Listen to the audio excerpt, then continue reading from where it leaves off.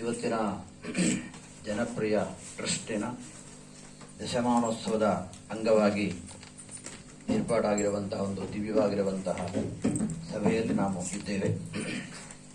ಪ್ರಾಯಶಃ ಹೆಸರೇ ಹೇಳುವ ಹಾಗೆ ಜನಪ್ರಿಯ ಟ್ರಸ್ಟ್ ಇದು.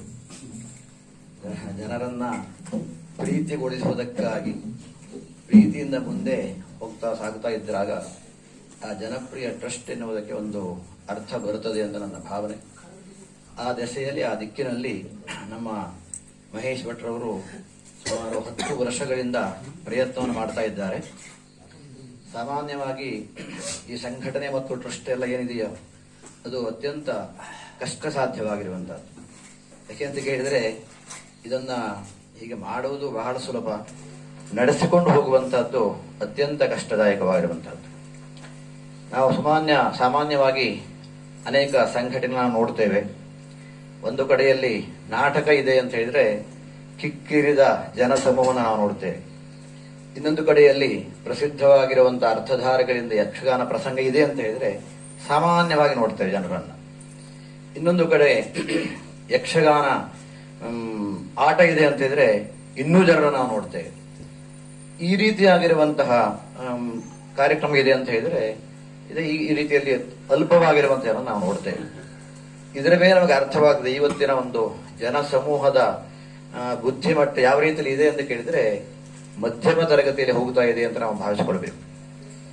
ಆ ರೀತಿಯಾಗಿ ಯಾವುದೇ ಅರ್ಥಗರ್ಭಿತವಾಗಿ ಇರದೇ ಇರುವಂತಹ ವಿಶೇಷವಾಗಿರುವಂತಹ ಕಾರ್ಯಕ್ರಮ ಎಲ್ಲ ಇಲ್ಲಿ ಕೊಡ್ತಾರೆಯೋ ಅಲ್ಲಿ ಜನರ ಮನಸ್ಸು ಅಲ್ಲಿ ಹೆಚ್ಚಿಗೆ ಹಿತಕರವಾಗಿರುತ್ತದೆ ಅಂತ ನಾವು ಭಾವಿಸಿಕೊಳ್ತೇವೆ.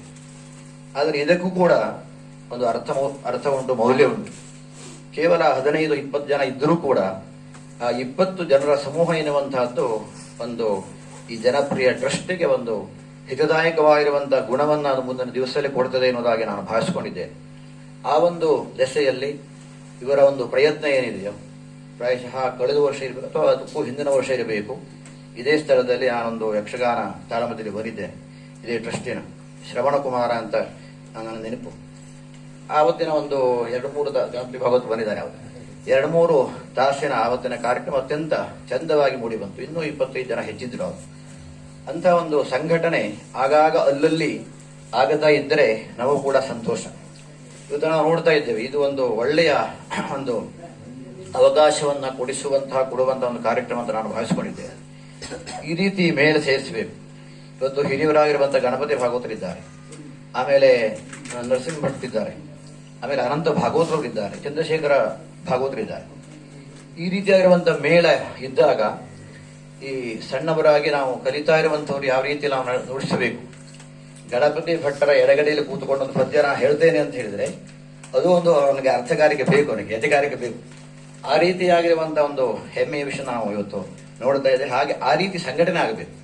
ಕೇವಲ ನಾವು ಹೊರಗಿನಿಂದ ಒಂದಷ್ಟು ಜನರನ್ನು ತಂದು ಮೆರಿತಾ ಇರುವಂತವರನ್ನೇ ನಾವು ಅಲ್ಲಿ ಆಡಿಸಿ ತೋರಿಸಿಬಿಟ್ರೆ ಅದಕ್ಕೆ ಅರ್ಥ ಬರುವುದಿಲ್ಲ. ಚೆನ್ನಾಗಿ ಕಾರ್ಯಕ್ರಮ ಚೆನ್ನಾಗಿ ಮೂಡುತ್ತದೆ, ಆದರೆ ಇಲ್ಲಿವರು ಕೂಡ ನಾವು ಉತ್ತೇಜನ ಕೊಟ್ಟು ಅವರು ಹೇಳಬೇಕು. ಹೀಗೆ ಒಂದು ಕನಿಷ್ಠದಿಂದ ಹಿಡಿದು ಹಿರಿಯತನದವರೆಗೆ ಆ ಸಂಘಟನೆ ಇದ್ದಾಗ ಮಾತ್ರ ನಾವು ಮುಂದೆ ಬೆಳೆಯಲಿಕ್ಕೆ ಮತ್ತು ಅದು ಬೆಳೆಸಲಿಕ್ಕೆ ಅದು ಒಂದು ಒಳ್ಳೆಯದಾಗಿರುವಂತಹ ಕಾರ್ಯಕ್ರಮ ಆಗಿ ಮೂಡಿ ಬರುತ್ತದೆ. ಆ ದೆಸೆಯಲ್ಲಿ ನಮ್ಮ ಭಾಗದಲ್ಲಿ ಪ್ರಾಯಶಃ ಸುಮಾರು ಈ ಒಂದು ಸುತ್ತಮುತ್ತಲಿನ ಗ್ರಾಮದಲ್ಲಿ ಅನೇಕ ಕಲಾ ಸೇವೆಯನ್ನು ಮಾಡ್ತಾ ಇರುವಂತಹ ಅನೇಕರಿದ್ದಾರೆ. ವಿದ್ವಾನ್ ಗಣಪತಿ ಭಟ್ರವರು ಇದ್ದಿರಬಹುದು, ಗಣಪತಿ ಭಾಗವತರು ಇದ್ದಿರಬಹುದು, ಇವತ್ತು ಅನಂತ ಹೆಗಡೆ ದಂತಳ್ಗೆ ಇದ್ದಿರಬಹುದು. ನಾವು ಯೂಟ್ಯೂಬ್ನಲ್ಲಿ ಆಗಾಗ ನೋಡ್ತಾ ಇರ್ತೇವೆ. ನಾವು ಇಲ್ಲಷ್ಟೇ ಅಲ್ಲ, ನಮ್ಮ ತಾಲೂಕಿನಲ್ಲಷ್ಟೇ ಅಲ್ಲ, ಹೊರಗಡೆ ತಾಲೂಕಿನಲ್ಲಿ, ಹೊರಗಡೆ ಜಿಲ್ಲೆಯಲ್ಲಿ ನಾವು ನೋಡ್ತಾ ಇರ್ತೇವೆ. ಆಗಾಗ ಯೂಟ್ಯೂಬ್ ಅನ್ನು ನಾನು ನೋಡ್ತಾ ಇರ್ತೇನೆ, ಪ್ರದರ್ಶನ ನೋಡ್ತಾ ಇರ್ತೇನೆ. ಅಲ್ಲೆಲ್ಲ ಇವರೆಲ್ಲ ವೇದಿಕೆಯಲ್ಲಿ ಕಾಣಿಸ್ಕೊಳ್ತಾರೆ. ಅಲ್ಲಿ ಅನೇಕ ದಿಗ್ಗಜರ ಎದುರುಗಳಲ್ಲಿ ಇವರು ಹಾಡಿ ಬರೋದು ನಾನು ನೋಡಿದ್ದೇನೆ. ಅಂದ್ರೆ ಅಂತ ಒಂದು ಖುಷಿ ನಮಗೆ ಉಂಟು. ನಮ್ಮ ತಾಲೂಕಿನಲ್ಲಿ ತತ್ರಾಪಿ ನಮ್ಮ ಈ ಭಾಗದಲ್ಲಿ ಒಂದು ಒಳ್ಳೆಯ ಕಲಾ ಸೇವೆಯನ್ನ, ಕಲಾ ಸರಸ್ವತಿಯನ್ನ ಆರಾಧನೆ ಮಾಡ್ತಾ ಇರುವಂತಹ ಪದ್ಯ ಹೇಳಿರಬಹುದು ಅಥವಾ ಮೃದಂಗ ವಾದಕರಿದ್ದಿರಬಹುದು, ಅರ್ಥಧಾರಕರಿದ್ದಿರಬಹುದು. ಆ ರೀತಿಯಾಗಿರುವಂತಹ ಒಂದು ವಿಶೇಷತೆ ನಮ್ಮ ಭಾಗಕ್ಕೆ ಉಂಟು ಎನ್ನುವಂತಹ ಒಂದು ಹೆಮ್ಮೆಯ ಸಂಗತಿ ನನಗೆ ಅತ್ಯಂತ ಸಂತೋಷದಾಯಕವಾಗಿರುವಂತಹದ್ದು. ಈ ಒಂದು ಜನಪ್ರಿಯ ಟ್ರಸ್ಟ್ ಎನ್ನುವಂತಹದ್ದು ಮುಂದೆ ಜನಪ್ರಿಯತೆಯನ್ನು ಹೊಂದುತ್ತಾ ಇನ್ನೂ ದೊಡ್ಡ ದೊಡ್ಡ ಕಾರ್ಯಕ್ರಮವನ್ನ ಮಾಡ್ತಾ ಹೋಗಲಿ. ಅದಕ್ಕೆ ವಿಶೇಷವಾಗಿರುವಂತಹ ಪ್ರೋತ್ಸಾಹ ನಾನು ತಾನೇ ಕೇಳ್ತಾ ಇದ್ದೇನೆ ಅವರಿಗೆ. ಏನು ಸರ್ಕಾರದಿಂದ ಪ್ರೋತ್ಸಾಹ ಕೊಡ್ತಾರೋ ಅಂತ ಏನು ಕೊಡುದಿಲ್ವಂತೆ ಅವರು. ಆ ಕೊಡುವಂತ ಆ ರೀತಿ ಅದನ್ನು ನಡೆಸಬೇಕು ಅಂತ ಇತ್ತು. ಸುಮಾರು ವರ್ಷಗಳ ಕಾಲ ಅದನ್ನು ನಡೆಸಿದಾಗ ಅವರ ಮೂಲಕವಾಗಿ ಏನೋ ಒಂದು ಮಿತವಾಗಿರುವಂತ ಕೆಲವಷ್ಟು ಬರ್ತದೆ ಅಂತ ಇತ್ತು. ಅದನ್ನ ಪಡೆದುಕೊಳ್ಳುವಂತಹ ಒಂದು ವ್ಯವಸ್ಥೆ ಅವರು ಹೀಗೆ ನಡೆಸಿಕೊಳ್ಳುವಂತಹ ಆ ಕಾರ್ಯಕ್ರಮದ ಚಟುವಟಿಕೆಗಳ ಮೂಲಕವಾಗಿ ಆಗಬೇಕಾಗಿತ್ತು. ಅದಕ್ಕೆ ನಾವೆಲ್ಲ ಸಹಕಾರಗಳನ್ನು ನಾವು ಮಾಡಬೇಕಾಗುತ್ತದೆ.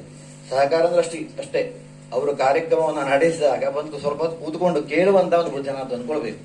ಅಷ್ಟು ಸಹಕಾರವನ್ನು ಕೊಟ್ಟರೆ ಅವರ ಒಂದು ಆ ಟ್ರಸ್ಟ್ ಎನ್ನುವಂತಹದ್ದು ಉನ್ನತಿಯ ಸಾಧನೆಗೆ ಹೋಗುತ್ತದೆ, ತನ್ಮೂಲಕವಾಗಿ ಜನಪ್ರಿಯತೆಯನ್ನ ಸಾಧನೆ ಮಾಡುತ್ತದೆ. ಆ ರೀತಿಯಾಗಿರುವಂತಹ ಟ್ರಸ್ಟ್ಗಳು ಇನ್ನೂ ಬೆಳೆಯುತ್ತಾ ಇರಲಿ. ನಾವೆಲ್ಲ ಅದಕ್ಕೆ ಪ್ರೋತ್ಸಾಹವನ್ನು ಕೊಡೋಣ, ಅವಕಾಶವನ್ನು ಕೊಡೋಣ ಅಂತ ಹೇಳ್ತಾ ಇಷ್ಟು ಹೊತ್ತಿನ ಒಂದು 2 ಗಂಟೆಯ ಕಾಲ ಅತ್ಯಂತ ಅಂದವಾಗಿ ಮೂಡಿಬಂತು. ಅನೇಕ ಪ್ರಸಂಗಗಳ ಆಖ್ಯಾನಗಳ ಕೆಲವು ಆಯ್ದ ಪದ್ಯಗಳನ್ನ ಎಲ್ಲರೂ ಕೂಡ ಅತ್ಯಂತ ಮನೋಹರವಾಗಿ ಹಾಡಿದ್ದಾರೆ. ಅಂಥ ಎಲ್ಲ ವಿಶೇಷವಾಗಿರುವಂತಹ ವೇದಿಕೆ ಮೇಲೆ ಇರುವಂತಹ ಎಲ್ಲ ಹಿರಿಕಿರಿಯ ಬಂಧುಗಳಿಗೆ ನಾನು ಕೃತಜ್ಞತೆಯನ್ನು ಸಲ್ಲಿಸ್ತಾ ಈ ಟ್ರಸ್ಟಿನ ರೂವಾರಿಯಾಗಿರುವಂತಹ ಮಹೇಶವನಿಗೆ ಆಶೀರ್ವಾದವನ್ನು ಮಾಡ್ತಾ ಇನ್ನು ಹೆಚ್ಚಿನದಾಗಿ ಬೆಳಗಲಿ ಮತ್ತು ಬೆಳೆಯಲಿ ಅಂತ ಹೇಳ್ತಾ ನನ್ನ ಮಾತಿಗೆ ಮಂಗಳವನ್ನು ಹೇಳ್ತೇನೆ.